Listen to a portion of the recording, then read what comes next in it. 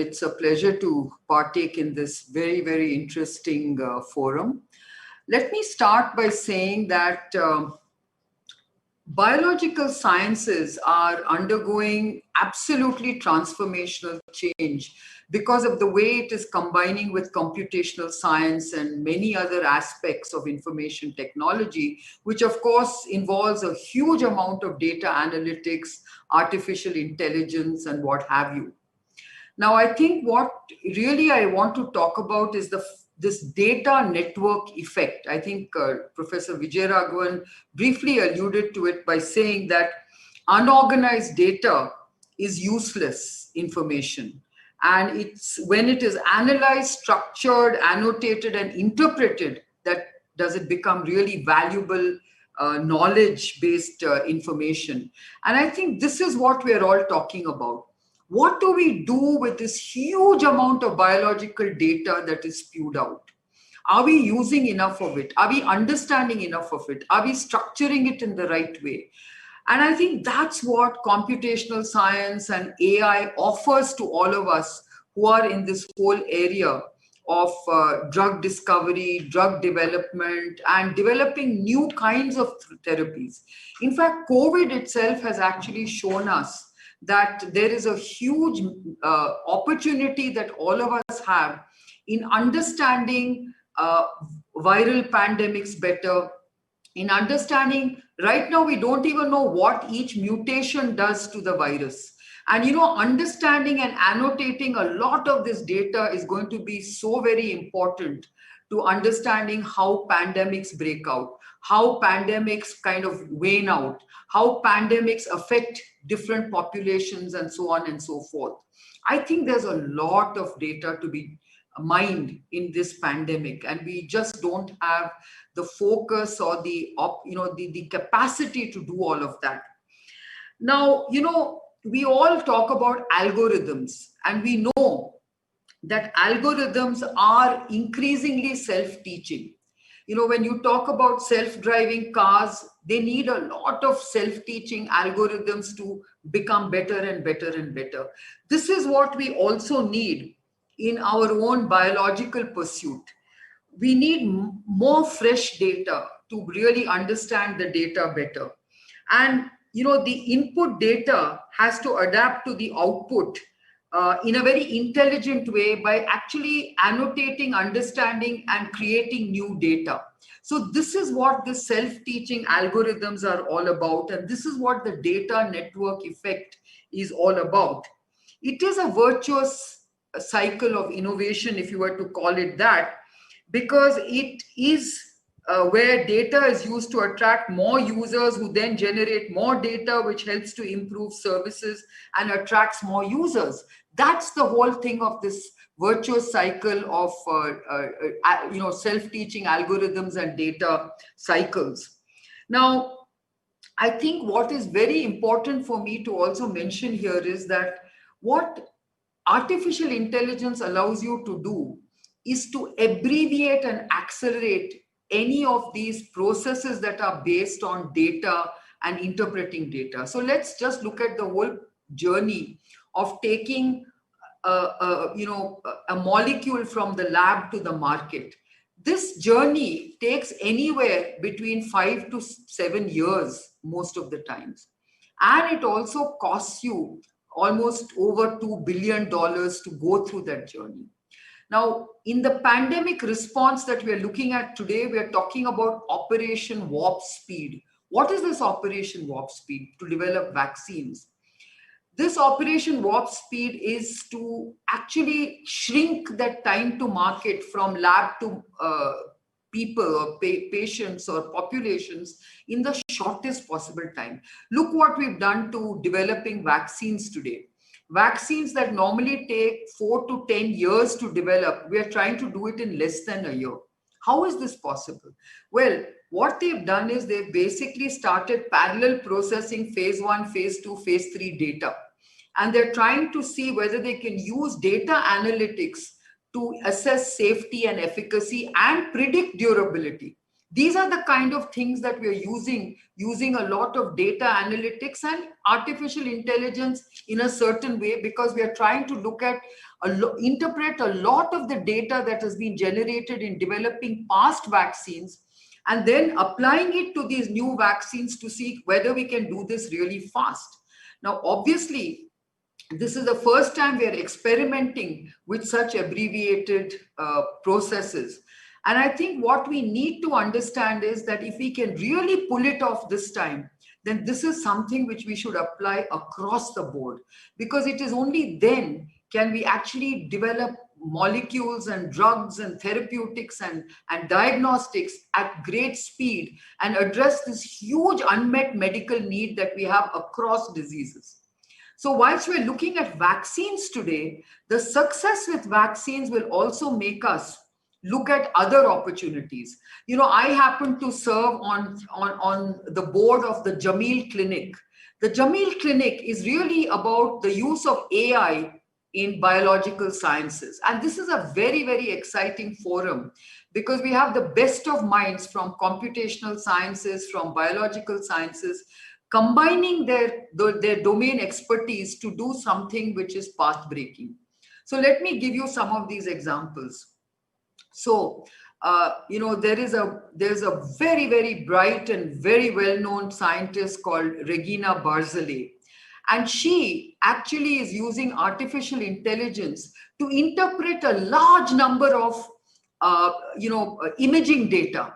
Now, you can understand that imaging data is in many cases, needs a very specialized radiologist to interpret a lot of these data points that we are looking at, whether it's CT scans, whether it's X-rays, whether it's anything.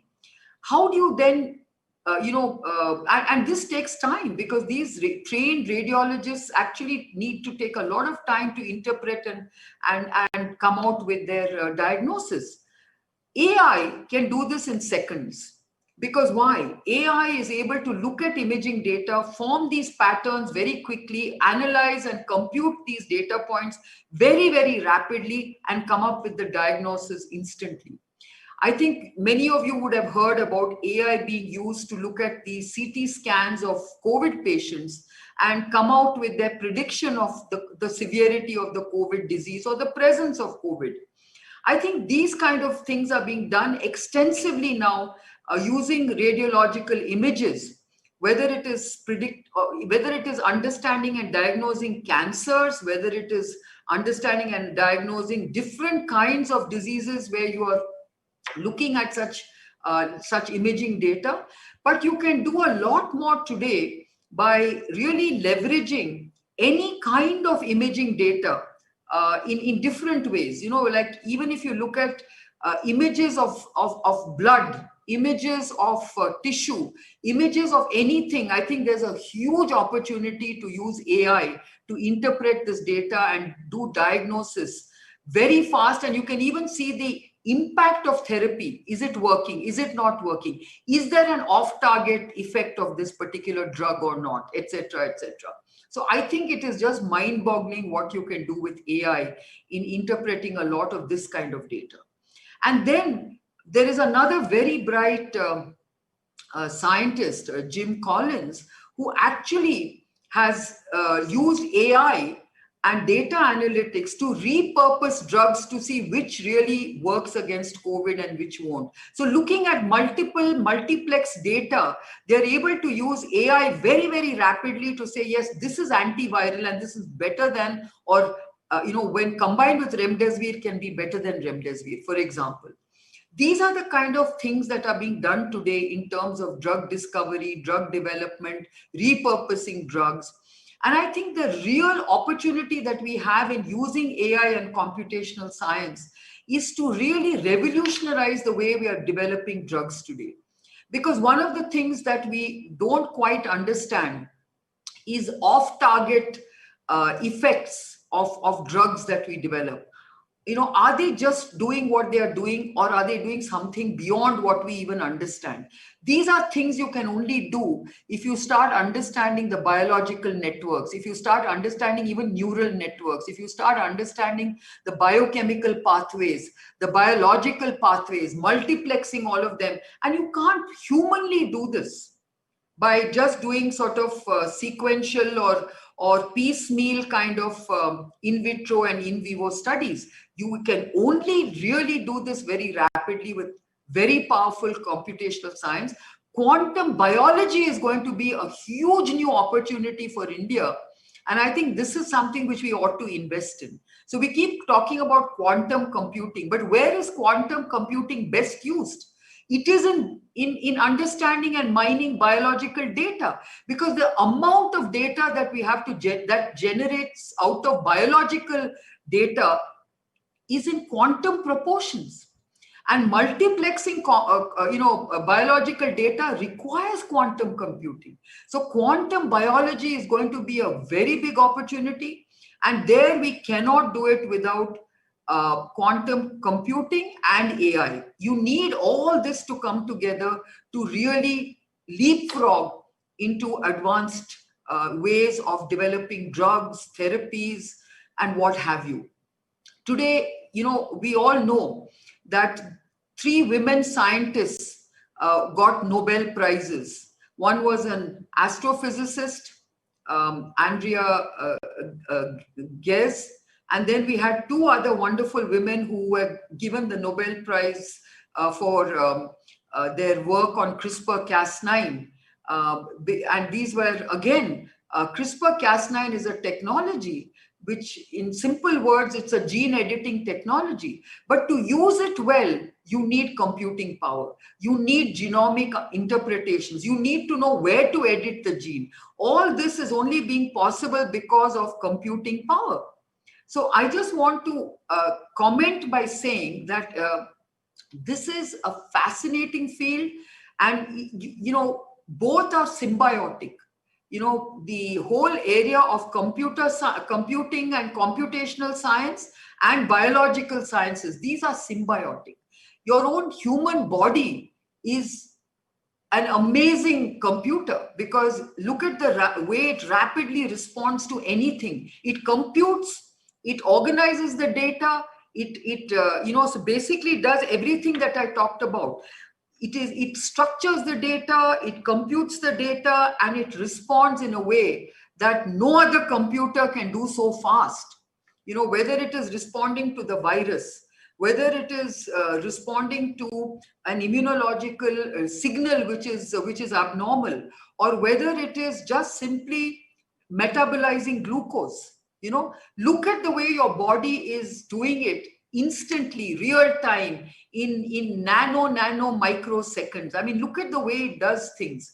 So I think we have to learn a lot from biological systems. We need to understand how to apply computational science to biological systems. And I can tell you that the kind of capabilities we need to develop and the kind of capabilities we potentially have already, and Nivruti is here, she is someone who passionately believes in the power of computational sciences, the power of AI, and the power of data analytics to really change the way we do things. That is what is going to be transformational for our country. That is what is going to be transformational for science and technology. So I'll end there. Thank you.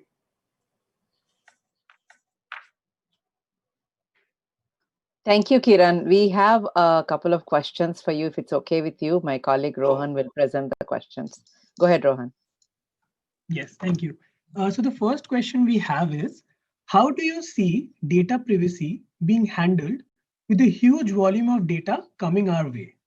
This is an audience question.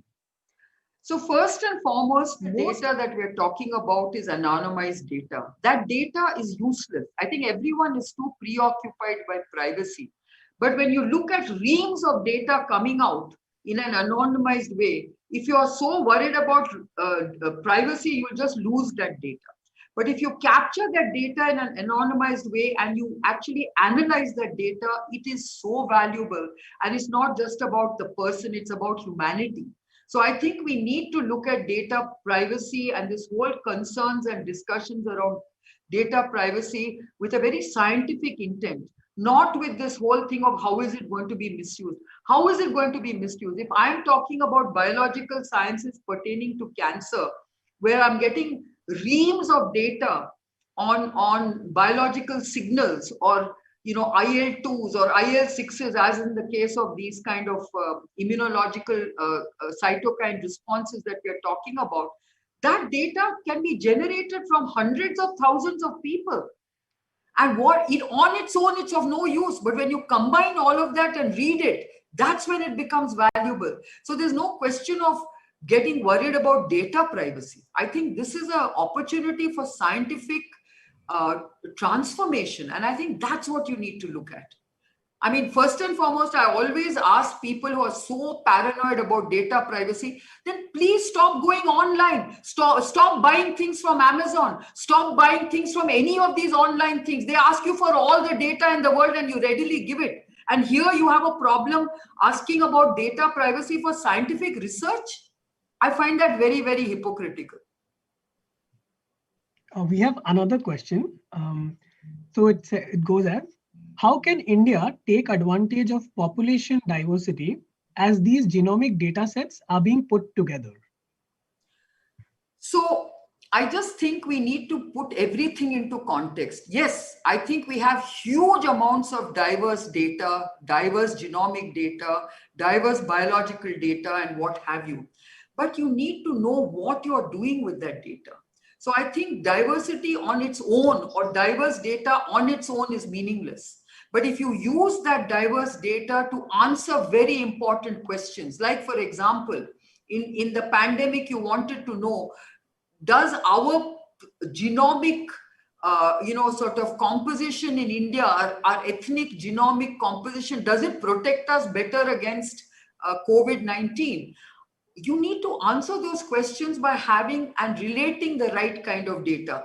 What is it about our genome that gives us a very different protection? That's the kind of questions we need to have, but we don't have answers to that. In fact, what it hasn't proved is that we are not immune to COVID-19. We have had, already 7 million cases which have been diagnosed. And we also need to answer such questions about, does BCG vaccine protect you? Do you have some other kind of immune protection? All these questions have to be answered with real data, real science, real AI, and real mining of that data. It doesn't happen with hypothesis and anecdotal data. You have to make it into a deep science.